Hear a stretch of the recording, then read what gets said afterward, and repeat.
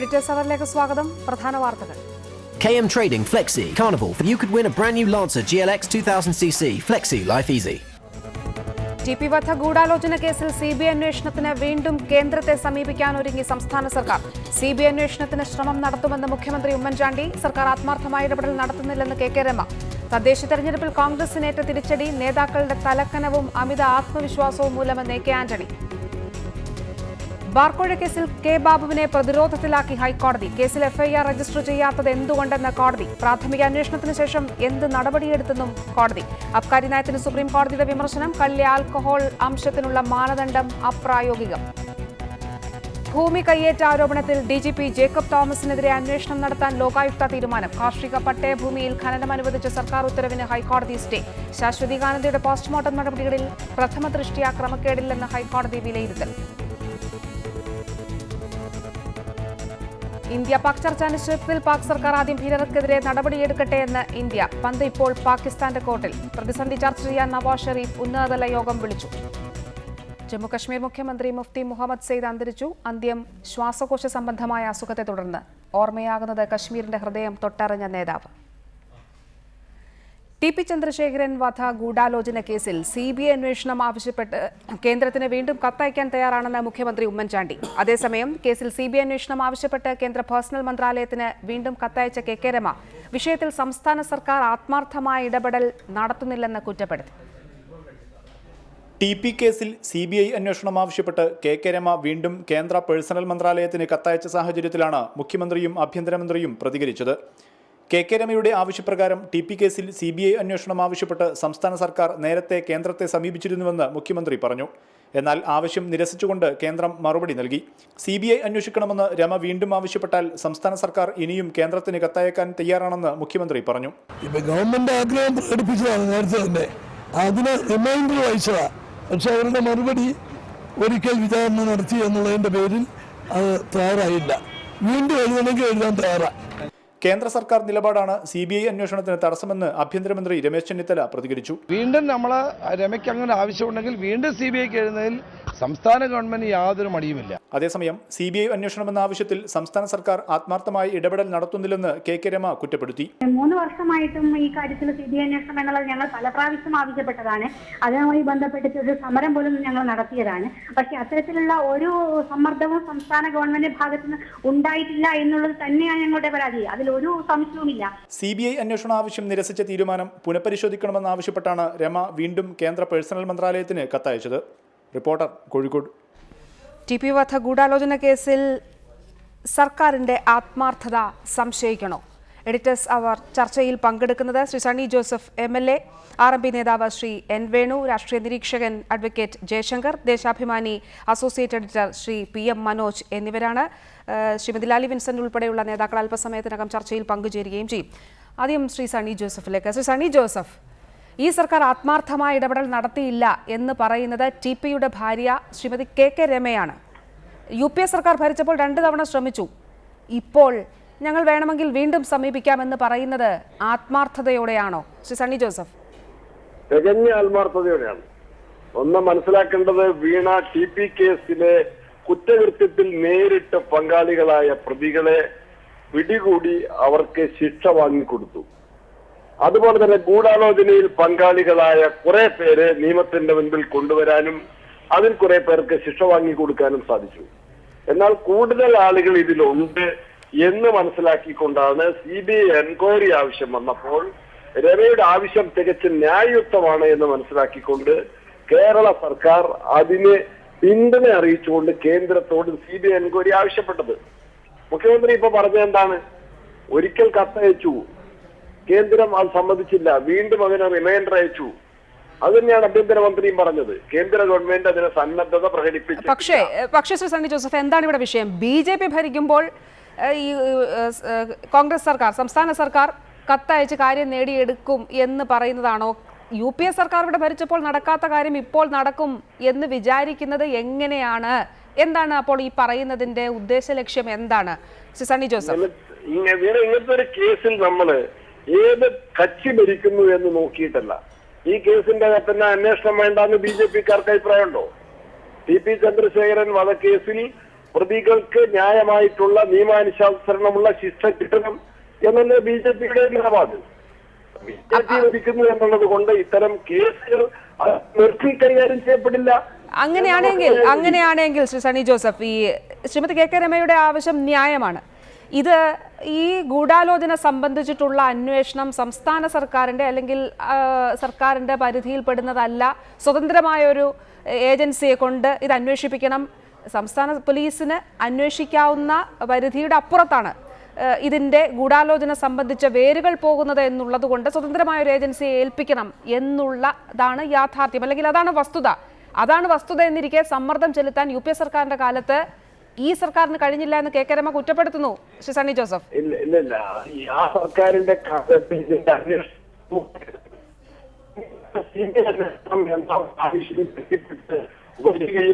ആവശ്യം ചിലപ്പോഴും കേന്ദ്രത്തിൽ ഭരണം മാറിയാലും സംസ്ഥാന സർക്കാർ അതിന് ചെയ്യാൻ സാധിക്കുന്ന, സംസ്ഥാന ഗവൺമെന്റിന് ചെയ്യാൻ സാധിക്കുന്നത് ഈ ആവശ്യത്തെ സപ്പോർട്ട് ചെയ്യുക, ഈ ആവശ്യം അംഗീകരിക്കണമെന്ന് കേന്ദ്രത്തോട് ആവശ്യപ്പെടുക.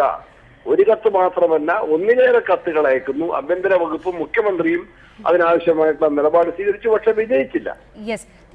ദയവായി ടെലിഫോണിൽ തുടരുക. ശ്രീ PM മനോജ്, TP വധ ഗൂഢാലോചന സംബന്ധിച്ച വിഷയങ്ങൾ വീണ്ടും സജീവമാകുന്നു. പേഴ്സണൽ മന്ത്രാലയത്തിന് ശ്രീമതി KK രമ കത്തയച്ചു. മുഖ്യമന്ത്രി ഉമ്മൻചാണ്ടി പറയുന്നു ഇനിയും കത്തയക്കാൻ ഞങ്ങൾ തയ്യാറാണ്, CBI അന്വേഷണത്തിന് ഞങ്ങൾ ശ്രമം നടത്തും എന്നുള്ളത് ഇപ്പോഴത്തെ രാഷ്ട്രീയ സാഹചര്യങ്ങളുടെ പശ്ചാത്തലത്തിൽ, പ്രത്യേകിച്ച് ഒരു നിയമസഭാ തെരഞ്ഞെടുപ്പിലേക്ക് സംസ്ഥാനം പോകുന്ന ഒരു സാഹചര്യത്തിൽ കൂടി വളരെ പ്രധാനപ്പെട്ടതാണ്. ഇതുമായി ബന്ധപ്പെട്ട് ഇപ്പോൾ ഉണ്ടാകുന്ന സംഭവ വികാസങ്ങൾ എങ്ങനെ പ്രതികരിക്കുന്നു ശ്രീ PM മനോജ്? വളരെ പ്രധാനപ്പെട്ടതാണ് എന്ന് തോന്നുന്നില്ല. ഉമ്മൻചാണ്ടിയുടെ ഒരു വെപ്രാളം കാണാനുണ്ട്. കാരണം 2 തവണ UDF ഗവൺമെന്റ് UPA ഭരണത്തിലിരിക്കുമ്പോൾ അതിന്റെ മറ്റൊരു പ്രത്യേകത, അന്ന് ഈ കേസിൽ വളരെ താല്പര്യമുള്ള മുല്ലപ്പള്ളി രാമചന്ദ്രൻ കേന്ദ്രമന്ത്രിയായിരുന്നു.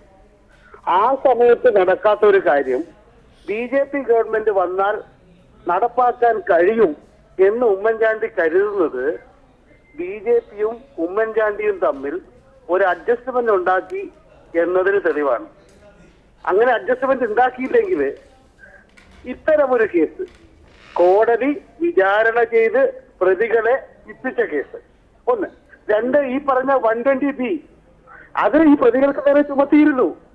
അതിന്റെ അടിസ്ഥാനത്തിന് ശിക്ഷാ വിധി വന്നിട്ടുണ്ട്. എന്നിട്ടും പുതിയ ഒരു തെളിവും കിട്ടാതെ സാധാരണഗതിയില് കേസ് അന്വേഷണത്തിനിടയിലോ മറ്റേതെങ്കിലും ഘട്ടത്തിലോ എന്തെങ്കിലും കേസുമായി ബന്ധപ്പെട്ട സുപ്രധാന തെളിവുകൾ കിട്ടുകയാണെങ്കിൽ അത് കോടതിയെ അറിയിക്കുക, കോടതിയുടെ ഉത്തരവ് വാങ്ങുക തുടരന്വേഷണത്തിന് അല്ലെങ്കിൽ പുനരന്വേഷണത്തിന്. എന്നിട്ട് അന്വേഷണം നടത്തിക്കാണ് ഇതുവരെയുള്ള നിയമരീതി എന്നാണ് ഇന്ത്യൻ നിയമം. IPC അങ്ങനെയാണ് പറയുന്നത്. പക്ഷേ അറിയാത്ത ആളാണ് മുഖ്യമന്ത്രി എന്ന് തോന്നുന്നുണ്ടോ വീണയ്ക്ക്? പക്ഷേ ശ്രീ PM മനോജ്, താങ്കൾ പറയുന്നു മുഖ്യമന്ത്രിയും BJPയും അല്ലെങ്കിൽ കോൺഗ്രസും BJPയും തമ്മിൽ ഒരു അണ്ടർസ്റ്റാൻഡിംഗ് ഉണ്ടാക്കിയിട്ടുണ്ട് എന്ന്. പക്ഷേ അത് തന്നെയാണ് കഴിഞ്ഞ ദിവസം സുധീരൻ പറഞ്ഞത്. RSSും CPIഎമ്മുമായി ഒരു ചർച്ച നടത്താൻ തയ്യാറാണ് എന്ന് CPIM പറയുന്നുണ്ടെങ്കിൽ ഇത്തരത്തിലുള്ള CBI അന്വേഷണങ്ങളെ ഭയന്നുകൊണ്ടാണ്, മുന്നിൽ കണ്ടുകൊണ്ടാണ് എന്ന് പറയുന്നു. ശ്രീ PM മനോജ്, RSSന്റെ തലവനാണ് കണ്ണൂരിൽ സമാധാനം പാലിക്കാൻ ചർച്ച വേണം, ചർച്ചയാവാം എന്ന് അറിയിക്കുകയും അതിനോട് പോസിറ്റീവായി CPIM പ്രതികരിക്കുമ്പോൾ തന്നെ അതിനെതിരെ അത് നടക്കാൻ പാടില്ല എന്ന് വാശിയോടെ ചാടി വീണ മുഖ്യമന്ത്രിയുടെ മനോഭാവം അതെന്താണ് എന്ന് വീണയ്ക്കും അറിയാം, എനിക്കും അറിയാം, അവിടെ ഇരിക്കുന്ന സണ്ണി ജോസഫിനും അറിയാം. പിന്നെ അതിന് കൂടുതൽ ചർച്ച നടത്തുന്ന കാര്യമൊന്നുമില്ല. കാരണം CPIഎമ്മും BJPയും തമ്മിൽ ഒരു തരത്തിലും ഐക്യം ഉണ്ടാവാൻ പാടില്ല, എല്ലാ കാലത്തും തല്ലിക്കൊള്ളണം. അങ്ങനെ ഇറ്റ് വീഴുന്ന ചോര നക്കി കുടിക്കാൻ നിൽക്കുന്ന മുഖ്യമന്ത്രി കുറുക്കനായി മുഖ്യമന്ത്രി നിൽക്കണം. അതാണ് അവസ്ഥ. ദയവായി തുടരുക. അതിനെക്കുറിച്ചൊന്നും നമ്മളിപ്പോ ചർച്ച ചെയ്യേണ്ട കാര്യമില്ല. ദയവായി തുടരുക. ശ്രീ വേണു, വേണമെങ്കിൽ ഹൈക്കോടതിയെ സമീപിക്കാം, അല്ലെങ്കിൽ നിയമപരമായി അങ്ങനെ ഒരു നീക്കം നടത്താം. പക്ഷെ ഇവിടെ വീണ്ടും CBIക്ക് ഇപ്പോൾ അന്വേഷിക്കുന്നില്ല എന്നവർ കൈയൊഴിഞ്ഞൊരു സാഹചര്യത്തിൽ വീണ്ടും അതേ ആവശ്യവുമായി മുന്നോട്ട് പോകുന്നതിന് പകരം നിയമ നടപടികൾ സ്വീകരിച്ചുകൂടെ എന്ന് CPIM ചോദിക്കുന്നു. ശ്രീ വേണു,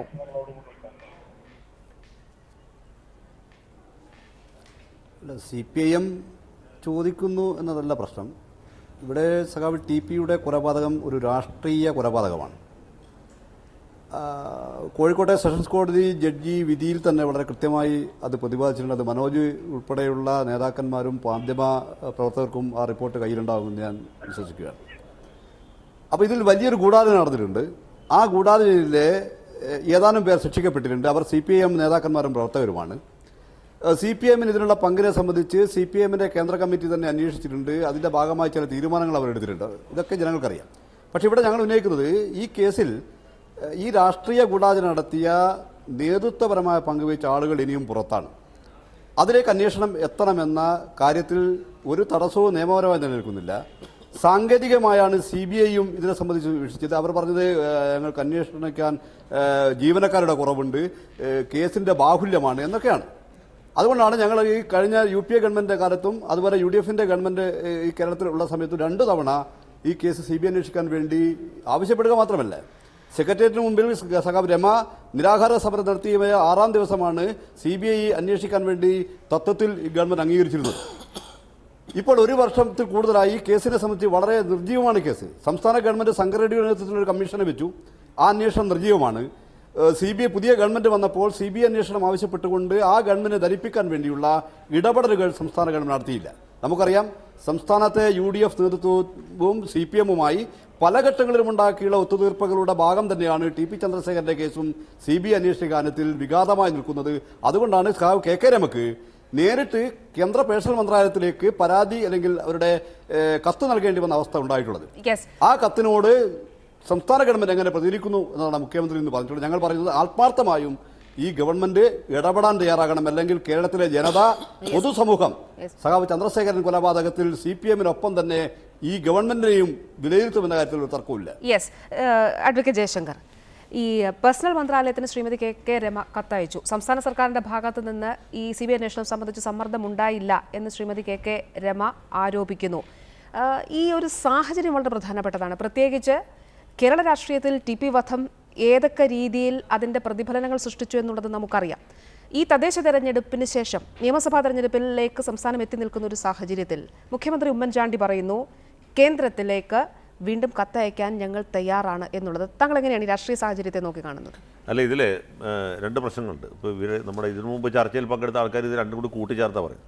ഇതിന് നിയമപരവും സാങ്കേതികമായ ഒരു വശമുണ്ട്, അതുപോലെ തന്നെ രാഷ്ട്രീയമായ വശമുണ്ട്. ഞാൻ നിയമപരവും സാങ്കേതികമായിട്ടുള്ള കാര്യം ആദ്യം പറയാം. സാധാരണഗതിയിൽ നമ്മളൊരു കേസ് CBI അന്വേഷിക്കണം എന്ന് ആവശ്യപ്പെട്ടാലൊന്നും CBIക്കാരെ അന്വേഷിക്കുകയില്ല. അവരുടെ രീതി അതാണ്. അതിപ്പോൾ UPA സർക്കാർ അല്ലെങ്കിൽ NDA സർക്കാർ, ഏത് സർക്കാർ, ഏത് വൈസ്രവണൻ, ഇന്ത്യൻ പ്രധാനമന്ത്രി അല്ല ആഭ്യന്തരമന്ത്രിയായിട്ടിരുന്നാലും CBI ഡയറക്ടറായിട്ടിരുന്നാലും കാര്യങ്ങളൊക്കെ നടക്കുന്ന ഒരു രീതിയുണ്ട്. 4-ാലൊരു നിവൃത്തി ഉണ്ടെങ്കിൽ CBIക്കാർ ഒരു കേസും ഏറ്റെടുക്കില്ല. കാരണം CBI എന്ന് പറഞ്ഞ സാധനം നമ്മൾ ഉദ്ദേശിച്ച പോലെ കൊലക്കേസ് അന്വേഷിക്കാൻ വേണ്ടി ഉണ്ടാക്കിയിട്ടുള്ളൊരു സംവിധാനമല്ല. നമ്മുടെ ഇവിടുത്തെ വിജിലൻസ് ആൻഡ് ആൻറ്റി കറപ്ഷൻ ബ്യൂറോക്കാർ ചെയ്യുന്ന ജോലി ചെയ്യാൻ വേണ്ടിയിട്ടാണ് CBI ഉണ്ടാക്കിയിട്ടുള്ളത്. അത് ഡൽഹി പോലീസ് ആക്ട് പ്രകാരം രജിസ്റ്റർ ചെയ്തിട്ടുള്ളൊരു അന്വേഷണ ഏജൻസിയാണ്. അതിൻ്റെ ആവശ്യം എന്താ വെച്ചാൽ ഈ കൈക്കൂലിക്കാരായ ഉദ്യോഗസ്ഥരെ പൊടി ഇട്ട് പിടിക്കുക, ഫിനോൾ തലയിൽ ഇട്ട് പിടിക്കുന്ന ജോലിയാണ് ഇവർ സാധാരണ ചെയ്തുകൊണ്ടിരിക്കുന്നത്. കേന്ദ്ര ഗവൺമെൻറ് ഉദ്യോഗസ്ഥന്മാരെ പിടിക്കാനുള്ളൊരു സംവിധാനമാണ്. അവരെ കൊണ്ട് കൊലക്കേസ് അന്വേഷിപ്പിക്കുന്ന രീതി നമ്മുടെ കേരളത്തിൽ പോളക്കുളം കേസിലാണ് തുടങ്ങിയത്. പോളക്കുളത്തിന് മുമ്പ് തുടങ്ങിയത് പാനൂർ സോമൻ എന്ന് പറഞ്ഞ പാനൂർ സോമൻ കൊലക്കേസ് പോലീസ് സ്റ്റേഷനിൽ വെച്ച്, പാനൂർ പോലീസ് സ്റ്റേഷനിൽ വെച്ച് സബ് ഇൻസ്പെക്ടർ സോമനെ പോലീസുകാർ വെടിവെച്ചു വന്നൊരു കേസുണ്ടായിരുന്നു. 7 പോലീസുകാർ പ്രതികളായിരുന്നു. ആ കേസാണ് ആദ്യമായിട്ട് CBIക്ക് പോയത്. പിന്നീടാണ് പോളക്കുളം കേസ്. പിന്നെ പല കേസുകളും CBIക്ക് വിട്ടു. CBI എന്ന് വെച്ചാൽ വലിയൊരു സംവിധാനമാണെന്ന്, CBIക്കാർ 6 മണി ഓടിച്ചിട്ട് പിടിക്കുമെന്നൊക്കെ. പിന്നെ CBI ഡയറക്റ്റ് കുറിപ്പ് എന്നൊരു സിനിമ വന്നു, മമ്മൂട്ടി അഭിനയിച്ച്. ഇങ്ങനെ വലിയൊരു സംഭവമായിട്ട് മാറി. യഥാർത്ഥത്തിൽ നമ്മുടെ പോലീസുകാർ അന്വേഷിക്കുന്ന പോലുള്ള അന്വേഷണമൊക്കെ തന്നെയാണ് CBIക്കാർ നടത്തുക. പക്ഷേ ഇവിടുത്തെ പോലെയുള്ള രാഷ്ട്രീയ സമ്മർദ്ദം CBIയുടെ മേൽ ഉണ്ടാകില്ല. ഇത് യഥാർത്ഥത്തിൽ വ്യത്യാസമുള്ളൂ. ഞാൻ സർക്കാർ വക്കീലായിരുന്നപ്പോൾ ഏതാണ്ട് 1 കൊല്ലത്തോളം ഈ പോലീസ് ഇൻവെസ്റ്റിഗേഷൻ കേസുകൾ നേരിട്ട് നോക്കിയിട്ടുള്ള ആളാണ്.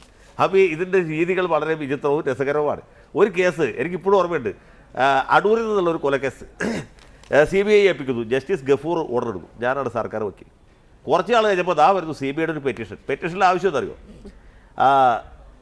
കേസ് ഞങ്ങൾ അന്വേഷിക്കാം, പക്ഷേ ഒരു കെട്ടിടം ഞങ്ങൾക്ക് വാടകയ്ക്ക് എടുത്ത് തരണം. അതുകൂടാതെ ഞങ്ങൾക്ക് ഇത്ര കാറ്, ഇത്ര ജീപ്പ്, ഇത്ര സബ് ഇൻസ്പെക്ടർ, ഇത്ര കോൺസ്റ്റബിൾ വരെയൊക്കെ വിട്ടു തരണം അന്വേഷിക്കാൻ.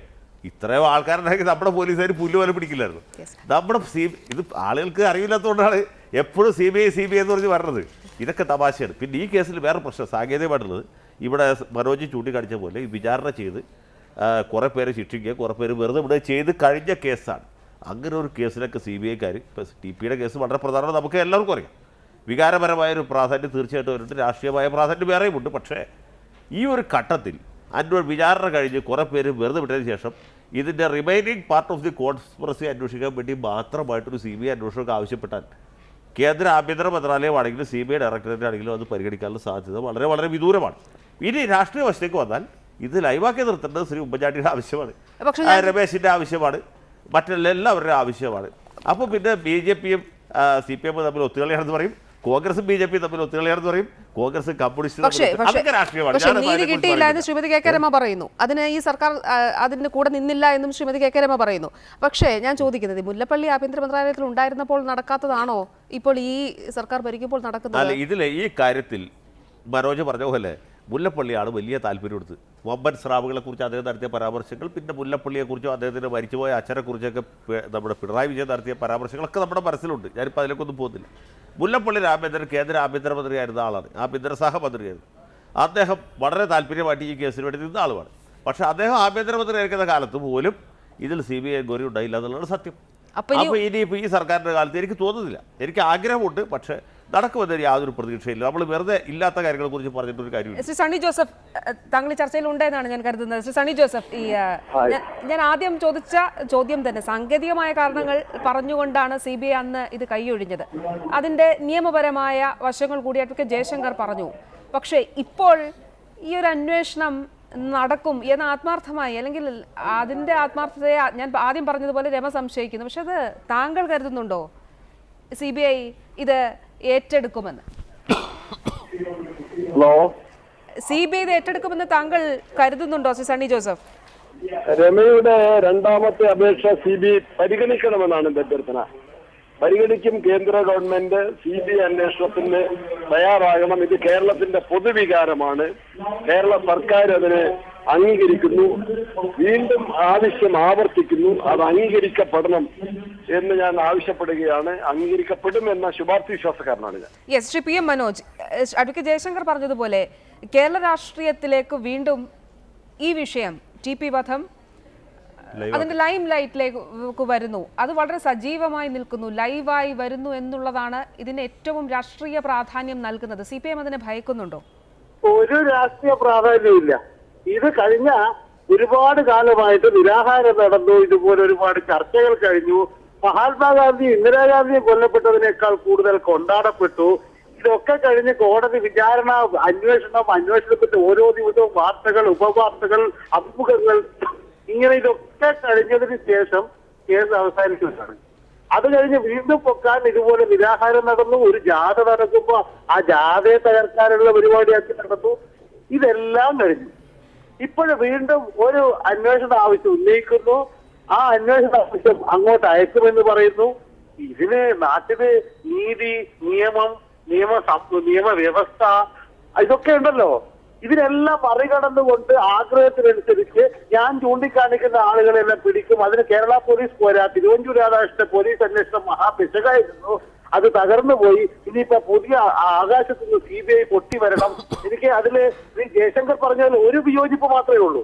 CBI രാഷ്ട്രീയ സ്വാധീനത്തിന് വിധേയമാകുന്ന ഒരു ഏർപ്പാടല്ല എന്ന് അദ്ദേഹം സൂചിപ്പിച്ചു. അത് തെറ്റാണ്. CBIയെ കുറിച്ചാണ് കൂട്ടിലടച്ച തത്ത എന്നും കൂട്ടിൽ പിടയ്ക്കുന്ന തത്ത എന്നൊക്കെ നമ്മുടെ നാട്ടിൽ പരാമർശങ്ങൾ ഉണ്ടായത്. സുപ്രീം കോടതി തന്നെ പല പരാമർശവും നടത്തിയത്. അതുകൊണ്ട് തന്നെ ഇപ്പൊ BJPയിലുള്ള സ്വാധീനം, അല്ലെങ്കിൽ BJPക്ക് CPIM-നെ അടിക്കാനുള്ള ആഗ്രഹം, ആ ആഗ്രഹം മെല്ലെ ഒന്ന് തൊട്ടുണർത്തി ആ മലബാർ മേഖലയിൽ 2-3 പഞ്ചായത്തുകളിൽ ഭരണം പങ്കിടുന്ന പ്രിയ സുഹൃത്ത് വേണുവിന്റെ പാർട്ടിയും അതുപോലെ പ്രിയ സുഹൃത്ത് സണ്ണി ജോസഫിന്റെ പാർട്ടിയും തമ്മിൽ അഡ്ജസ്റ്റ്മെന്റ് ഉണ്ടാക്കിയിട്ട് ഏതെങ്കിലും തരത്തിൽ BJPയെ പ്രകോപിപ്പിച്ച് CPM-നെ ഒന്ന് തട്ടിക്കളയാം, അതിന് CBI ഉപയോഗിക്കാം എന്നൊക്കെയുള്ള ആഗ്രഹമാണ്. എല്ലാ തെരഞ്ഞെടുപ്പിന്റെ ഘട്ടത്തിലും CBI ഉപയോഗിക്കാമെന്ന് ഉമ്മൻചാണ്ടിക്ക് ആഗ്രഹം ഉണ്ടായിരുന്നു. അങ്ങനെ പലപ്പോഴും ഉപയോഗിച്ചിട്ടുണ്ട്. അതൊക്കെ കുറച്ചു കാലം ഓടിയിട്ടുണ്ട്, പിന്നെ തകർന്നിട്ടുണ്ട്. അത് അതുപോലെ ഒന്ന് ആവർത്തിക്കാനുള്ള ശ്രമമാണ് ഇപ്പൊ നടക്കുന്നത്. ഇതിന് വേറെ പ്രാധാന്യമൊന്നുമില്ല. ശ്രീമതി ലാലി വിൻസെന്റ് അതിനോട് എങ്ങനെ പ്രതികരിക്കുന്നു? പ്രത്യേകിച്ച് AK ആന്റണി ഇന്ന് പറഞ്ഞത് താങ്കളുടെ ശ്രദ്ധയിൽ പെട്ടുകാണും. തദ്ദേശ തെരഞ്ഞെടുപ്പിൽ കോൺഗ്രസിനേറ്റ തിരിച്ചടിക്ക് കാരണം നേതാക്കളാണ് എന്നാണ് അദ്ദേഹം പറഞ്ഞത്. നേതാക്കളുടെ അഹങ്കാരം, തലക്കനം ഒക്കെ കൊണ്ടാണ് എന്ന് പറയുന്നു. ഒരു തെരഞ്ഞെടുപ്പിലേക്ക് വരുമ്പോൾ ചില പ്രത്യേക വിഷയങ്ങളെ ഉയർത്തിക്കൊണ്ടുവരാൻ കോൺഗ്രസ് ശ്രമിക്കുന്നു എന്ന് CPIM ആരോപിക്കുന്നു. ശ്രീ മനോജിന്റെ വാക്കുകൾ താങ്കൾ കേട്ട് കാണും. എങ്ങനെ പ്രതികരിക്കുന്നു Shrimati Lali Vincent? Shri A K ആന്റണിയെ പോലെ വളരെ സീനിയറായ ഒരു നേതാവ് അങ്ങനെ ഒരു നിരൂപണം നടത്തിയിട്ടുണ്ടെങ്കിൽ സ്വാഭാവികമായും അതേക്കുറിച്ച് കോൺഗ്രസ് നേതൃത്വം പരിശോധന നടത്തുകയും ആവശ്യമായ തിരുത്തലുകൾക്ക് തയ്യാറാവുകയും ചെയ്യണമെന്നാണ് ഞാൻ മനസ്സിലാക്കുന്നത്. കാരണം അദ്ദേഹം അതാണോ ഉദ്ദേശിച്ചതെന്ന് അദ്ദേഹമാണ് കൃത്യമായി പറയേണ്ടയാള്. അദ്ദേഹത്തിന്റെ വാക്കുകളിൽ അതുപോലെയുള്ള തിരുത്തലുകൾ വേണമെന്ന് അദ്ദേഹം പാർട്ടിയോട് ആവശ്യപ്പെടുന്നുണ്ടെങ്കിൽ സ്വാഭാവികമായും അത് പരിശോധിക്കണമല്ലോ. ശ്രീ മനോജ് പറഞ്ഞ ഒരു കാര്യത്തിൽ എനിക്ക് പറയാനുള്ളത്, മനോജ് എന്തിനാണ് ഭയപ്പെടുന്നത് രണ്ടാമതുള്ള CBI അന്വേഷണത്തെ? അങ്ങനെ ഒരു അന്വേഷണം അംഗീകരിക്കപ്പെടുകയാണെങ്കിൽ CPയുടെ വധത്തിന്റെ പിന്നിൽ ആരൊക്കെയാണ് കൃത്യമായി കരുക്കൾ നീക്കിയിട്ടുള്ളത്, അതിലുള്ള രാഷ്ട്രീയ പ്രമുഖന്മാർ ആരൊക്കെ എന്നുള്ളതിന് ജനത്തിന്റെ സംശയത്തിന് കൃത്യമായ ഉത്തരം നൽകിയിട്ടില്ല എന്ന് പോലീസിന്റെ അന്വേഷണത്തിന്റെ അവസ്ഥയിലും കോടതിയിൽ കേസ് നടക്കുന്ന അവസ്ഥയിലും ഒക്കെ പൊതുജനം ചർച്ച ചെയ്തിട്ടുള്ളതാണ്. രമ പോലും വളരെ വളരെ തീക്ഷ്ണമായ ഭാഷയിൽ CBI അന്വേഷണം നടത്തണമെന്നും ആവുന്ന രീതിയിൽ കോൺഗ്രസ് പാർട്ടിയുടെ UDF ഭരണത്തിന്റെ കീഴിലുള്ള ഈ സർക്കാരിൽ നിന്ന് കിട്ടുന്ന അല്ലെങ്കിൽ അർഹതപ്പെട്ട സഹായം കിട്ടിയില്ല എന്നും പരാതി പറയുന്നതും ജനം ശ്രദ്ധിച്ചിട്ടുള്ളതാണ്. എന്തെങ്കിലും തെളിയപ്പെടാതെ കിടക്കുന്ന ഒരു ഗൂഢാലോചനയോ അതുമല്ലെങ്കിൽ ഒരു രാഷ്ട്രീയ പ്രതിയോഗിയെ അമർച്ച ചെയ്യുന്നതിന് വേണ്ടി ഉപയോഗിച്ച രാഷ്ട്രീയ തന്ത്രങ്ങളോ പുറത്തു കൊണ്ടുവരുവാൻ CBIക്ക് കഴിയുമെങ്കിൽ നാം എന്തിനാണ് അതിനെ നിഷേധിക്കുന്നത്?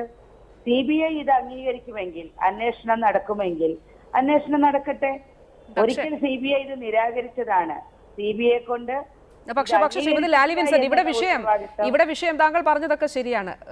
ശ്രീമതി KK രമ സ്വന്തം ഭർത്താവിനെ നഷ്ടപ്പെട്ട ഒരു സ്ത്രീയുടെ വേദന, അത് അവർക്ക് നീതി ലഭിക്കണം, RMPയുടെ ആവശ്യവും ന്യായമാണ്. പക്ഷേ ഇവിടെ വിഷയം സംസ്ഥാന സർക്കാരിൻ്റെ എല്ലാ സംവിധാനങ്ങളും ഉപയോഗിച്ചും ഇതിൻ്റെ ഗൂഢാലോചന പൂർണ്ണമായി കണ്ടെത്താൻ കഴിഞ്ഞിട്ടില്ല എന്നുള്ളത് ഒന്നാമത്തെ വസ്തുത. രണ്ടാമത്തെ പ്രധാനപ്പെട്ട വസ്തുത, CBI അന്വേഷണത്തിന് അന്നത്തെ UPA സർക്കാരിന് മേൽ ആവശ്യമായ സമ്മർദ്ദം ചെലുത്താൻ കഴിഞ്ഞില്ല എന്നുള്ളതാണ്. വേണമെങ്കിൽ നേരത്തെ അഡ്വക്കേറ്റ് ജയശങ്കർ പറഞ്ഞതുപോലെയുള്ള സാങ്കേതികമായ നിയമപരമായ പ്രശ്നങ്ങൾ നിലനിൽക്കുമ്പോൾ തന്നെ CBIക്ക് വേണമെങ്കിൽ ഈ അന്വേഷണം ഏറ്റെടുക്കാമായിരുന്നു. അതുണ്ടായിട്ടുമില്ല. ശ്രീമതി ലാലി വിൻസെന്റ്.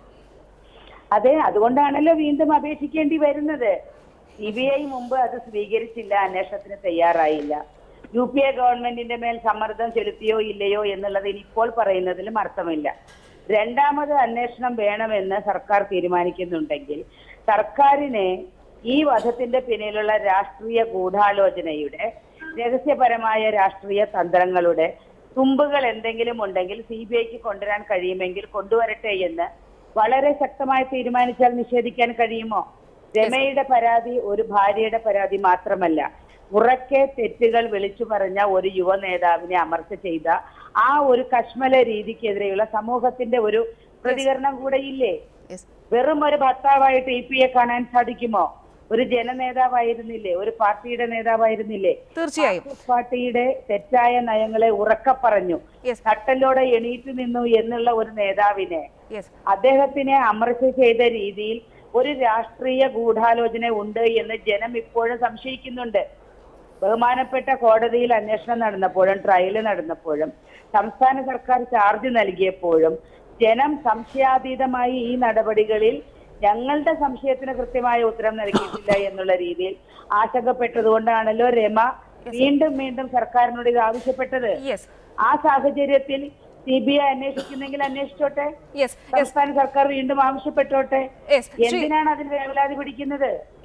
ഞാൻ നോക്കിയിട്ട് ജനത്തോട് സംശയാതീതമായ ഉത്തരം നൽകാൻ കഴിയുന്ന ഒരു വിഷയത്തിൽ രമയുടെ പരാതിയുടെ മേൽ ശക്തമായ ഒരു തീരുമാനമെടുക്കാൻ സർക്കാരിന് ഇപ്പോഴും സാധിക്കും. ഒരിക്കൽ പരാജയപ്പെട്ടു എന്നതുകൊണ്ട് വീണ്ടും ശ്രമിച്ചുകൂടാ. പക്ഷേ ശ്രീമതി ലാലി വിൻസെന്റ്, ഈ കത്തയക്കുമെന്നാണ് പറയുന്നത്. ശക്തമായ തീരുമാനവും നിലപാടും നടപടിയും എന്ന് പറയുമ്പോൾ അതെന്താവണം ശ്രീമതി ലാലി വിൻസെന്റ്? സ്വാഭാവികമായും കേന്ദ്ര ഗവൺമെന്റിനോട് CBIയുടെ അന്വേഷണം വേണമെന്ന് ആവശ്യപ്പെടാനുള്ള ഗ്രൗണ്ടുകൾ കൃത്യമായി തയ്യാറാക്കി അയക്കുക. ആ ഗ്രൗണ്ടുകൾ CBIക്ക് സമ്മതമാണെങ്കിൽ അവരന്വേഷിക്കും.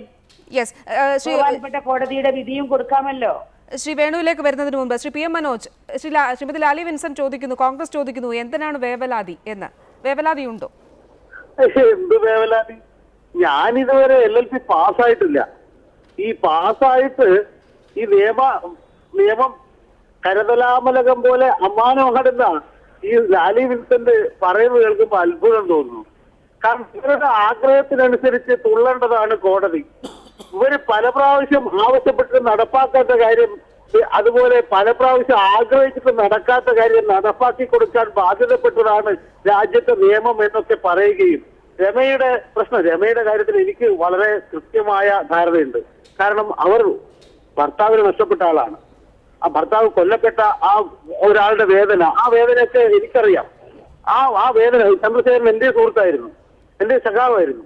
അപ്പൊ അങ്ങനെയുള്ള ഒരു കുടുംബത്തിന്റെ വേദന, ആ വേദന മുതലെടുക്കുകയാണ് ഈ കോൺഗ്രസ്. CPIM-നെ ഏതെങ്കിലും തരത്തിൽ ഇതിൽ കൊടുക്കാൻ പറ്റുമോ എന്ന ചർച്ചയാണല്ലോ നടക്കുന്നത്. ആ ചർച്ച എന്തിനാണ്? തെരഞ്ഞെടുപ്പ് അടുത്ത് വരുന്നു. യഥാർത്ഥത്തിൽ കോൺഗ്രസും RMPയും തമ്മിലുള്ള സത്യത്തെക്കുറിച്ചും ധാരണകളെക്കുറിച്ചും ഒക്കെ നമുക്കറിയാലോ. RMP എന്ന പരീക്ഷണം പരാജയപ്പെട്ടത് കൊണ്ടാണല്ലോ ഒഞ്ചിയത്തും അതിന് സമീപ പ്രദേശങ്ങളിലും ഒക്കെ കോൺഗ്രസിന് അങ്ങോട്ടും കോൺഗ്രസിൽ നിന്ന് ഇങ്ങോട്ടും സഹായം വാങ്ങേണ്ടി വരുന്നത്. അതിന്റെ ഒരു പ്രത്യുപകാരം ഈ തരത്തിൽ നടത്തി കൊടുക്കാൻ കഴിയുമോ എന്നത് മാത്രമല്ല ഇതിന്റെ ഉദ്ദേശം. മറിച്ച് തെരഞ്ഞെടുപ്പ് വരുന്നു. നമുക്കറിയാലോ 2006 തെരഞ്ഞെടുപ്പിന് തൊട്ട് മുമ്പ് CPIM-നെ കൊടുക്കാമെന്ന ധാരണയിൽ ഉമ്മൻചാണ്ടി അവസാനത്തെ തെരഞ്ഞെടുപ്പ് പ്രഖ്യാപനത്തിന്റെ തൊട്ട് മുമ്പുള്ള മന്ത്രിസഭാ യോഗത്തിൽ ഔട്ട് ഓഫ് അജണ്ട തീരുമാനമെടുത്ത് CPIM-ന് സംസ്ഥാന സെക്രട്ടറി പിണറായി വിജയനെ കുടുക്കിക്കളയാം എന്ന ധാരണയിൽ CBI അന്വേഷണം പ്രഖ്യാപിച്ചത്. അതിന് തുടർച്ചയല്ല ഇത്. അപ്പൊ ഇപ്പോഴൊന്ന് CPM-നെ തകർക്കാനോ അല്ലെ CPIM-നെ നോവിക്കാനോ BJP പ്രകോപിപ്പിച്ച് പോലും തയ്യാറാവുമെന്ന ഹീനമായ നീചമായ മനസ്സാണ് ഉമ്മൻചാണ്ടിയുടെ വാക്കുകളിൽ പുറത്തു വന്നത്. അല്ലാതെ രമയെ സഹായിക്കാനെന്നുള്ളത് ചന്ദ്രശേഖരനുള്ള സ്നേഹം കൊണ്ടുമല്ല. ശ്രീ വേണു, 1-2 ചോദ്യങ്ങൾ എനിക്ക് താങ്കളോടുണ്ട്. ആദ്യം ശ്രീ PM മനോജ് പറഞ്ഞതിനോട് താങ്കൾക്ക് പ്രതികരിക്കാം. ശ്രീ വേണു.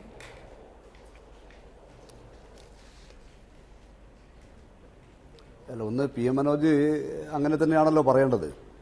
കാരണം PM മനോജിന് അറിയാം, ഈ അന്വേഷണം എത്തിയാൽ മനോജിൻ്റെ നേതാക്കന്മാർ ആരൊക്കെ ഈ അകത്താകുമെന്നതിനെ സംബന്ധിച്ച് കൃത്യമായ ധാരണ മനോജിനുണ്ട്. യഥാർത്ഥത്തിൽ UDF ഗവൺമെൻറ്റിൻ്റെ ഔദാര്യം കൊണ്ടാണ് കോഴിക്കോട് ജില്ലാ സെക്രട്ടറി P മോഹനനും കണ്ണൂരിലെ സെക്രട്ടറി ജയരാജനും കേസിൽ പെടാതായിരുന്നത് എന്ന സത്യം മനോജിന് നന്നായി അറിയാം. പിന്നെ ഇതിൻ്റെ സാങ്കേതിക പ്രശ്നങ്ങളെ സംബന്ധിച്ച് മനോജൻ വേവലാതിപ്പെടേണ്ട കാര്യമില്ല. അത് നിയമപരമായുള്ള പോരാട്ടം നടക്കട്ടെ. ഇപ്പോൾ കോഴിക്കോട്ടെ സെഷൻസ് കോടതി ജഡ്ജിമെൻറ്റ് വായിച്ചാൽ അറിയാം ഈ കേസിൻ്റെ രാഷ്ട്രീയ പ്രാധാന്യവും ഈ കേസിൻ്റെ തുടർ അന്വേഷണം എന്ന് പറയുന്നത് ഗൂഢാലോചനയെ സംബന്ധിച്ച് അന്വേഷണം തുടർന്ന് കൊണ്ടുപോകുന്ന ഒരു തടസ്സവും ഇല്ല. ഇവിടെ CBI അന്വേഷണം ആവശ്യപ്പെട്ടുകൊണ്ട് ഞങ്ങൾ ഈ തെരഞ്ഞെടുപ്പ് വരുന്നത് കൊണ്ട് ഞങ്ങൾക്കിത് ആവശ്യപ്പെടാതിരിക്കാൻ കഴിയില്ലല്ലോ. ഞങ്ങൾ TP 2012 മുതൽ ഇതിൻ്റെ അന്വേഷണവുമായി ഞങ്ങൾ മുന്നോട്ട് പോയിക്കൊണ്ടിരിക്കുകയാണ്. ഇപ്പോൾ ഞങ്ങൾ 2 മാസം മുമ്പെയാണ് കേന്ദ്ര പേഴ്സണൽ മന്ത്രാലയത്തെ സമീപിച്ചത്. തെരഞ്ഞെടുപ്പിലൊക്കെ ഒന്നല്ല, പഞ്ചായത്ത് തെരഞ്ഞെടുപ്പിന് മുമ്പേ സമീപിച്ചിട്ടുണ്ട്. സംസ്ഥാന ഗവൺമെൻറ് ഞങ്ങൾ അറിയിക്കില്ല. കാരണം സംസ്ഥാന ഗവൺമെൻറ് അറിയിച്ചിട്ട് കാര്യമില്ല. ഒരു പരിധി വിട്ടപ്പോൾ നിങ്ങൾക്കറിയാലോ, P മോഹനനെ ചോദ്യം ചെയ്യാൻ വേണ്ടി വടകരയിലെ പോലീസ് കസ്റ്റഡിയിലെടുത്തപ്പോൾ പിണറായി വിജയന്റെ നിർദ്ദേശപ്രകാരം 10 MLA-മാർ ആ അന്വേഷണത്തെ തടസ്സപ്പെടുത്താൻ വേണ്ടി വന്നതും മോഹനനെ ചോദ്യം ചെയ്യാൻ കഴിഞ്ഞില്ലല്ലോ. അപ്പോൾ ആ രൂപത്തിൽ എത്രമാത്രം ഭയപ്പെട്ടിരുന്നു CPM എത്രമാത്രം നിയമവ്യവസ്ഥയെ വെല്ലുവിളിച്ചിരുന്നു എന്ന കാര്യം എല്ലാവർക്കും അറിയാം. ഇപ്പോൾ വല്ലാതെ സ്നേഹം ചന്ദ്രശേഖരനോട് എൻ്റെ സഖാവാണ് എന്ന് മനോജ് പറയുന്നതാണല്ലോ. അപ്പോൾ ഒരു മനുഷ്യനെ പച്ചയായി അങ്ങേയറ്റം നികൃഷ്ടമായ രൂപത്തിൽ ഭീകരമായ രൂപത്തിൽ കൊല ചെയ്തിട്ട് ആ കൊലപാതകളെ രക്ഷിക്കാൻ വേണ്ടി CPM ശ്രമിച്ചത്, ആ ശ്രമത്തെ ഉൾപ്പെടെ വെല്ലുവിളിച്ചുകൊണ്ടാണ് നിയമം ഒരു പരിധിവരെ 4 ഗൂഢാലോചനക്കാർ KC രാമേന്ദ്രൻ, കുഞ്ഞനന്ദൻ ഇവരൊക്കെ ശിക്ഷിക്കപ്പെട്ടത്. ഏവർക്കും അറിയാം, ഇവർ 2 പേർ വിചാരിച്ചാൽ കൊലപാതകം നടക്കില്ല. അവരെ സംരക്ഷിക്കാൻ വേണ്ടി CPM തയ്യാറായി. അപ്പോൾ അങ്ങനെ നടന്ന ഒരു വലിയ വധ ഗൂഢാലോചനയെ സംബന്ധിച്ച് രമക്കറിയാൻ ആഗ്രഹമുണ്ട്. കേരളത്തിലെ മനസാക്ഷിയുള്ള മുഴുവൻ ആളുകൾക്കും, അന്നം തിന്നുന്ന ആളുകൾക്കെല്ലാം ഇതിന്റെ ഗൂഢാലോചന നടത്തിയവർ ആരെന്നറിയാനുള്ള ആകാംക്ഷയുണ്ട്. അത് അറിഞ്ഞേ തീരൂ. അതിനുവേണ്ടിയുള്ള പോരാട്ടമാണ് യഥാർത്ഥത്തിൽ കേന്ദ്ര പേഴ്സണൽ മന്ത്രാലയത്തിൽ രമ കത്തയച്ചത്. ആ കത്തിനോട് ഉള്ള സമീപനം കേന്ദ്ര ഗവൺമെന്റ് എന്ത് സ്വീകരിക്കുമെന്ന് ഞങ്ങൾ കാത്തിരിക്കുകയാണ്. നിയമപരമായുള്ള പോരാട്ടം ഞങ്ങൾ അതോടൊപ്പം നടത്തും. സംസ്ഥാന ഗവൺമെന്റ് അവരുടെ പങ്ക് നിർവഹിച്ചേ പറ്റൂ. ഇത് രാഷ്ട്രീയ സമീപനം എന്തായിരിക്കും എന്നുള്ളത് കൂടി RMP ഉറ്റുനോക്കുന്നു എന്ന് താങ്കൾ പറഞ്ഞു. പക്ഷേ ഇവിടെ പറഞ്ഞതുപോലെ ഈ കേസുമായി ബന്ധപ്പെട്ട അല്ലെങ്കിൽ ഗൂഢാലോചനയുമായി ബന്ധപ്പെട്ട CBI അന്വേഷണം വേണം എന്ന ആവശ്യത്തിലേക്ക് കേന്ദ്രത്തെ എത്തിക്കുന്നതിന്, അതിലൊരു ഉചിതമായ വളരെ പോസിറ്റീവായിട്ടുള്ളൊരു തീരുമാനം എടുപ്പിക്കുന്നതിന് സംസ്ഥാന സർക്കാരിന് നിലപാട് ശക്തമാകണമെന്ന് പറയുമ്പോൾ ഗ്രൗണ്ട് വളരെ ശക്തമായിരിക്കണം എന്നുള്ളതാണ്. നിയമപരമായ കാര്യങ്ങൾ കോടതിയെ സമീപിക്കുന്നതൊക്കെ അവിടെ നിൽക്കട്ടെ. പക്ഷേ എന്തൊക്കെ കാര്യങ്ങളിൽ മുൻപുണ്ടായിട്ടുള്ള പിഴവുകൾ നികത്തി സംസ്ഥാന സർക്കാർ കേന്ദ്രത്തെ സമീപിക്കണം എന്ന് താങ്കൾ പറയും, RMP പറയും?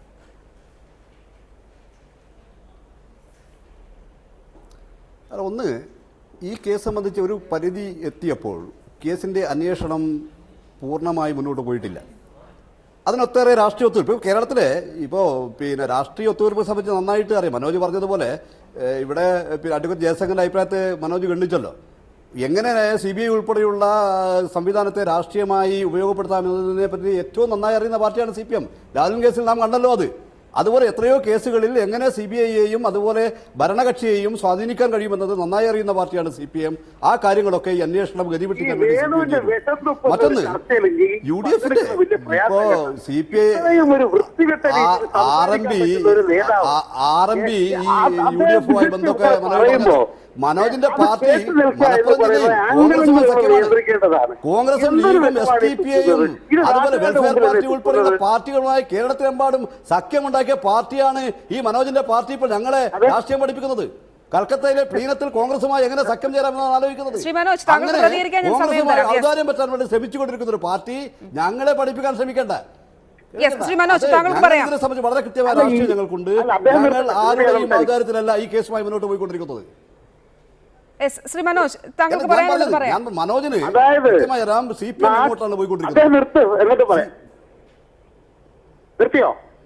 താങ്കൾക്ക് പറയാം ശ്രീ മനോജ്. ആ നാട്ടുകാരെ മുഴുവൻ ഇതുപോലെ പറ്റിക്കുന്ന, അതായത് ഞാൻ ആവർത്തിച്ച് പറഞ്ഞ കാര്യം, ആ പ്രദേശത്ത് കോൺഗ്രസും RMPയും തമ്മിൽ സഖ്യത്തിലാണ്. അവർക്ക് ഭരണം അങ്ങോട്ടും ഇങ്ങോട്ടും സഹായിച്ചുകൊണ്ട് അനുഭവിക്കുകയാണ്. അങ്ങനെ സഖ്യത്തിലിരിക്കുന്ന പാർട്ടി ഇപ്പൊ കോൺഗ്രസിനെതിരായിട്ട് പറയുന്നു. ഈ മുല്ലപ്പള്ളി രാമചന്ദ്രനെ MP ആക്കിയത്, വടകരയിൽ MP ആക്കിയത് ഈ വേണുവാണ്. ഈ പഞ്ചായത്ത് തെരഞ്ഞെടുപ്പിന്റെ തൊട്ട് മുമ്പ് അതിരാവിലെ പുലർച്ചെ നേരം പുലരുന്നതിന് മുമ്പ് ഉമ്മൻചാണ്ടിയുമായി കോഴിക്കോട് ഗസ്റ്റ് ഹൗസിൽ പോയി ചർച്ച നടത്തിയിട്ട് സീറ്റ് ധാരണ ഉണ്ടാക്കിയ ആളാണ് ഈ വേണു. ഇദ്ദേഹം ഈ ചന്ദ്രശേഖരൻ കൊല്ലപ്പെടുന്നതിന് മുമ്പ് CPIM-മായി ചർച്ച നടത്തിയിട്ടുണ്ട്. തിരിച്ച് CPIM-ലേക്ക് വരാനുള്ള താല്പര്യം പ്രകടിപ്പിച്ച് CPIM-ന്റെ പല നേതാക്കളുമായും മധ്യസ്ഥന്മാരുമായി സംസാരിച്ചിട്ടുണ്ട്. അതൊക്കെ രമയോട് പോയി പറയും, ഞങ്ങൾ ഇങ്ങനെയൊക്കെയാണ് ചെയ്തത്, ഞങ്ങൾ CPIM-ലേക്ക് മടങ്ങാൻ തീരുമാനിച്ചിരുന്നു എന്ന കാര്യമൊക്കെ നിങ്ങൾ അന്ന് നടത്തിയ ചർച്ചകളുടെ വിശദാംശങ്ങൾ നിങ്ങൾ രമയോട് പോയി പറയുക. എന്നിട്ട് എന്താണ് സംഭവിച്ചതെന്ന് സത്യസന്ധമായിട്ട് നിങ്ങൾ നിങ്ങളുടെ പാർട്ടിയോട് പറയുക. അല്ലാതെ ഏതെങ്കിലും ആരോപണം ഉന്നയിച്ച് ലാവലിൻ കേസ് കോൺഗ്രസും CPM തമ്മിലുള്ള ഒത്തുതീർപ്പാണ്, CPM RSSും തമ്മിൽ സഖ്യത്തിലാണ് എന്നൊക്കെയുള്ള വിവരക്കേടുകൾ വിളിച്ചു പറഞ്ഞ് നാട്ടുകാരുടെ ക്ഷമയെയും വിവേകത്തെയും ചിന്തിക്കാനുള്ള ശേഷിയും പരിഹസിക്കാതിരിക്കുക. അതുപോലെ തന്നെ നിയമത്തിന്റെ 173 എന്നൊരു വകുപ്പുണ്ട് IPC-യിൽ. നിങ്ങൾക്ക് എന്തെങ്കിലും കൃത്യമായ തെളിവ് കിട്ടുകയാണെങ്കിൽ കൊണ്ടുപോയി കോടതിയിൽ കൊടുക്കാനും കൂടുതൽ അന്വേഷണം നടത്തിക്കാനുമാണ് ഉള്ള അവകാശം നിങ്ങൾക്കുണ്ട്. അങ്ങനെയുള്ള നിയമപരമായ അവകാശം ഉപയോഗിക്കാൻ നോക്കുക.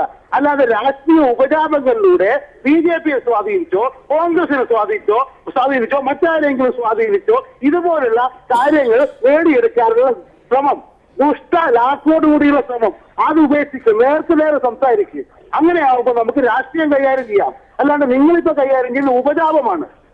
യെസ്, ശ്രീ വേണു, താങ്കൾ അതിന് മറുപടി പറയേണ്ടതാണ്. താങ്കൾക്ക് പറയാം. അല്ല, മനോജ് ദേശാഭിമാനിയുടെ ചീഫ് റിപ്പോർട്ടറാണ് എന്ന കാര്യം അദ്ദേഹം തെളിയിച്ചുകൊണ്ടിരിക്കുകയാണ്. കാരണം ദേശാഭിമാനി കൃത്യമായി കേരളത്തിൽ കളവ് പറയുന്ന ഒരു പത്രവും ആ പത്രത്തിൻ്റെ വലിയ ഉദ്യോഗസ്ഥരാണല്ലോ മനോജ്. അപ്പോൾ മനോജിൽ നിന്ന് ഇതിൽ കൂടുതൽ പ്രതീക്ഷിക്കാനേ നമുക്ക് വകയുള്ളൂ. അതുകൊണ്ട് ഇവിടെ UDF എന്ന് ആലോചിക്കുമ്പോൾ സ്വന്തം പാർട്ടി രാഷ്ട്രീയമായി ഉണ്ടാക്കിയ പാപ്പരത്തം, ഗതികേട് ഈ കേരളത്തിലും അഖിലേന്ത്യാ തലത്തിലും CPM അനുഭവിച്ചുകൊണ്ടിരിക്കുകയാണ്. അതിന്റെ ഭാഗമായിട്ടാണ് കൽക്കത്ത പ്ലീനത്തിൽ കോൺഗ്രസുമായി സഹകരിക്കണമെന്ന പ്രമേയം പാസ്സാക്കുന്നത്. ഇവിടെ ഞാൻ പറയുന്നത്, ഞങ്ങൾ ഇതിനെ സംബന്ധിച്ച് മനോജന്റെ പാർട്ടിയുമായി ചർച്ച നടത്തി എന്ന് പറയുന്നത് ഏത് അറിവിന്റെ അടിസ്ഥാനത്തിലാണെന്ന് ഇതുവരെ പറയാത്ത കാര്യമാണ്. TP ചന്ദ്രശേഖരൻ വന്നു കഴിഞ്ഞ് 4ാം വർഷത്തിലേക്ക് കടക്കുകയാണ്. മനോജന്റെ പാർട്ടിയുമായി ചർച്ച നടത്താൻ വേണ്ടി ഒരു ഗതികേടും ഞങ്ങൾക്കില്ല.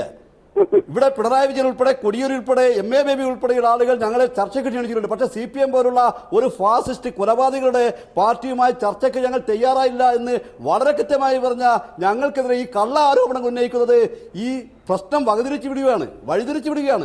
കാരണം CBI അന്വേഷിക്കുമ്പോൾ ഞെട്ടുകയാണ്. മനോജ് വർഗീയെ സംബന്ധിച്ച് CBI അന്വേഷണത്തിന് വേണ്ടി ജയരാജനെ ചോദ്യം ചെയ്യാൻ തയ്യാറായപ്പോൾ കണ്ണൂരിലെ സഹകരണ ആശുപത്രിയിൽ സുഖമില്ല എന്ന് പറഞ്ഞ് അപ്പിക്കുകയാണ്. ഇപ്പോൾ CBI മുഖം കാണിക്കാൻ ധൈര്യമില്ല. നിങ്ങൾ ഏതെങ്കിലും ഒരു CBI അന്വേഷണത്തെ നിങ്ങൾ അനുകൂലിച്ചിട്ടുണ്ടോ? CBI എന്ന് പറയുമ്പോൾ മനോജൻ ഉൾപ്പെടെയുള്ള CPM നേതാക്കന്മാർ വിറയലാണ്. കാരണം ഈ കേരളത്തിലെ ജനങ്ങൾക്കറിയാം CPM നേതാക്കന്മാർ കൊല്ലിച്ച CPM നേതാക്കന്മാർ കൊല്ലിച്ച TP ചന്ദ്രശേഖരൻ എന്ന് പറയുന്ന രാഷ്ട്രീയ നേതാവിന്റെ മുഖം ഈ കേരളത്തിലെ ജനങ്ങൾക്കറിയാം. അപ്പൊ CPM വല്ലാതെ പരുങ്ങ അകപ്പെടുമ്പോൾ അതിനുവേണ്ടി കള്ള പ്രചാര വരെ നടത്തിയിട്ട് കാര്യമില്ല. ധൈര്യമുണ്ടെങ്കിൽ CBI അന്വേഷണത്തെ വധിക്കപ്പെടുന്നതിന് മുൻപ് അത്തരത്തിലുള്ള ചർച്ച നടത്തി എന്നുള്ളതാണ് ശ്രീ മനോജ് പറഞ്ഞത്. രണ്ടാമത്തെ കാര്യം ശ്രീ മനോജ് നേരത്തെ ചൂണ്ടിക്കാണിച്ചത് മുഖ്യമന്ത്രി ഉൾപ്പെടെയുള്ളവരുമായി രഹസ്യ കൂടിക്കാഴ്ചകൾ നടത്തുന്നു. തിരഞ്ഞെടുപ്പിൽ കോൺഗ്രസും RMPയും തമ്മിൽ കൂട്ടുകെട്ടുണ്ടാകുന്നു, കോൺഗ്രസിനെ സഹായിക്കുന്നു, വടകരയിൽ സ്ഥാനാർത്ഥിയെ ജയിപ്പിക്കുന്നു.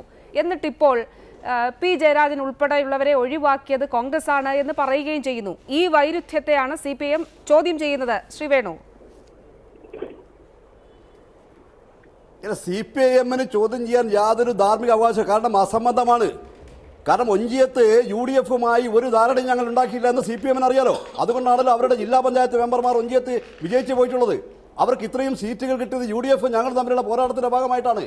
പിന്നെ UDF-ന് CPM-നെ സഹായിക്കുന്ന പണി ഞങ്ങൾക്ക് എടുക്കാൻ കഴിയില്ല. കാരണം CPM പോലുള്ള ഒരു ഫാസിസ്റ്റ് സംഘടന, ആ ഫാസിസ്റ്റ് സംഘടനയെ അനുകൂലിക്കാൻ കഴിയില്ല. അതുകൊണ്ടാണ് CPM ഒഞ്ചിയത്തെ എല്ലാ പഞ്ചായത്തുകളും തകർത്ത് തരിപ്പണമായി. വളരെ വലിയ രൂപത്തിലേക്കുള്ള ക്ഷതമാണ് CPM-നേറ്റത്.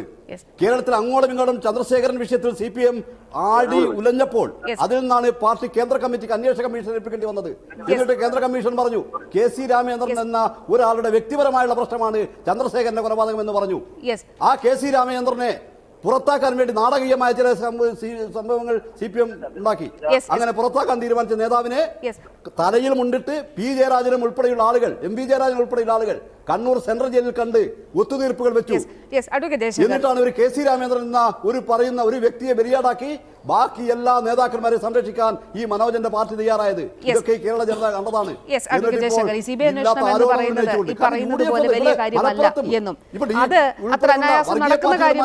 രണ്ട് വസ്തുതകളുണ്ട്. ആ സാഹചര്യത്തിലാണ് ഏതായാലും ഒരു കാര്യം വ്യക്തമാണ്, ഈ നിയമസഭാ തെരഞ്ഞെടുപ്പിലും ഇത് സംബന്ധിച്ചിട്ടുള്ള ചർച്ചകൾ സജീവമായിരിക്കും. ഇതിൽ നേരത്തെ പറഞ്ഞ പോലെ സാങ്കേതിക വശം പുറമെ രാഷ്ട്രീയമായിട്ടുള്ള വശമുണ്ട്. ഇപ്പോൾ ഈ പ്രതികളെ വിചാരണ ചെയ്തു, കുറേ പേരെ ശിക്ഷിച്ചു, കുറേ പേരെ വെറുതെ വിട്ടു, കുറച്ച് പേരെ ശിക്ഷിച്ചു, നേരിട്ട് പങ്കെടുത്തവരെയൊക്കെ ശിക്ഷിച്ചു.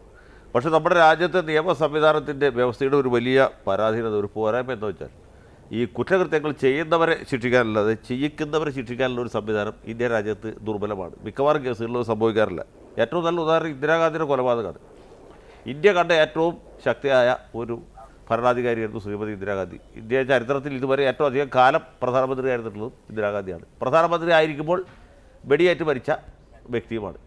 അവരുടെ കൊലപാതക കേസിൽ ഒന്ന് വെടിവെച്ച ബിയാസ് സിംഗ്, മറ്റത് സത്വന്ത് സിംഗ്, രണ്ട് സിംഗുമാർക്ക് പുറമെ നമ്മുടെ പോലീസ് അവരുടെ മകൻ പ്രധാനമന്ത്രിയായിരിക്കുന്ന സമയത്ത് അന്വേഷിച്ച് രണ്ട് സർദാർജിമാരെ കൂടി പ്രതികളാക്കി, ബൽബീർ സിംഗ്, KR സിംഗ്. ഇതിൽ ബിയാസ് സിംഗ് ആദ്യം തന്നെ വെടിയേറ്റ് മരിച്ചു, സത്വന്ത് സിംഗിനെയും KR സിംഗിനെയും തൂക്കി കൊന്നു, ബൽബീർ സിംഗിനെ സുപ്രീം കോടതി വെറുതെ വിട്ടു. ഒന്ന് ആലോചിച്ച് നോക്കൂ, ഇന്ദിരാഗാന്ധിയെ പോലെ പ്രബലയായ ഒരു ഭരണാധികാരിയെ 4 സർദാർജിമാർക്ക് ഗൂഢാലോചന നടത്തി ഇല്ലായ്മ ചെയ്യാൻ കഴിയില്ല എന്നുള്ളത് ആർക്കും അറിയാം. പക്ഷേ രാജീവ് ഗാന്ധി പ്രധാനമന്ത്രി ആയിരിക്കുമ്പോൾ പോലും അഞ്ചാമതൊരു പ്രതിയെ പിടിക്കാൻ, അഞ്ചാമതൊരു പ്രതിയെ പ്രതിപട്ടികയിൽ കൊണ്ടുവരാൻ നമ്മുടെ സംവിധാനത്തിന് സാധിച്ചില്ല. ഇനി വേണ്ട മഹാത്മാഗാന്ധിയുടെ കൊലപാതകം നോക്കിയാലും മതി, അവിടെ ഗൂഢാലോചനയ്ക്ക് ചാർജ് ചെയ്യപ്പെട്ട സവർക്കർ വെറുതെ വിട്ടു. സവർക്കർക്ക് മാപ്പുസാക്ഷി ഉണ്ടായിരുന്നു, എന്നിട്ട് പോലും ചാർജ് തെളിഞ്ഞില്ല. അപ്പോൾ നമ്മുടെ നാട്ടിലെ സംവിധാനത്തിൻ്റെ ഒരു പോരായ്മയാണ്. ഇനി CBI-ക്കാർ അന്വേഷിച്ചാലും ഈ ഗൂഢാലോചനയിലെ എല്ലാം വൻ സ്രാവുകൾ എന്ന് പറയുന്ന ആളുകൾ അവരെ കണ്ടെത്താനോ അവരെ നിയമത്തിന് മുമ്പിൽ കൊണ്ടുവരാനോ ശിക്ഷിക്കാനോ സാധിക്കില്ല. ഇതാണ് സാങ്കേതിക വശം. രാഷ്ട്രീയ വശം എന്ന് വെച്ചാൽ ജനങ്ങളെ സംബന്ധിച്ച് വോട്ട് ചെയ്യുമ്പോൾ ഇതിൽ അവർ എവിഡൻസ് ആക്ട് അനുസരിച്ചിട്ടല്ല വോട്ട് ചെയ്യുക. എവിഡൻസ് ആക്ട് ജനങ്ങൾക്ക് ബാധകമല്ല. ഇപ്പോൾ വലിയ അഴിമതിക്കാരായിട്ടുള്ള ആളുകൾ, ഇന്ദിരാഗാന്ധി തന്നെ അടിയന്തരാവസ്ഥ പ്രഖ്യാപിച്ചതിന് ശേഷം വരുന്ന തെരഞ്ഞെടുപ്പ് ഇന്ദിരാഗാന്ധി കുറ്റം ചെയ്തില്ല എന്നുള്ളത് ഏതെങ്കിലും കോടതിയിൽ വിചാരണ ചെയ്തിട്ടല്ല ജനങ്ങളും അവർക്കൊരു ബോധ്യമുണ്ട്, അതിൻ്റെ അടിസ്ഥാനത്തിൽ വോട്ട് ചെയ്യും. ഇപ്പോൾ കുഞ്ഞാലിക്കുട്ടിക്കെതിരെ FIR പോലും ഉണ്ടായിരുന്നില്ല, പക്ഷേ കുറ്റിപ്പുറത്ത് പോലൊരു മണ്ഡലത്തിൽ അദ്ദേഹം തോറ്റുപോയി. കാരണം ജനങ്ങൾക്കൊരു ബോധ്യമുണ്ട് അതിൻ്റെ അടിസ്ഥാനത്തിൽ. അത് ജനങ്ങളുടെ ബോധ്യമാണ്. ഇവിടെ മനോജ് പറഞ്ഞ ഒരു കാര്യമുണ്ട്, അതെന്താ വെച്ചാൽ മനോജ് പറഞ്ഞ രീതിയിലല്ല ഞാൻ അതിനെപ്പറ്റി പറയാം. ഈ ഇടതുപക്ഷത്തിന് ഏറ്റവും ബലമുള്ള മണ്ഡലമാണ് വടകര പാർലമെൻറ്റിൽ.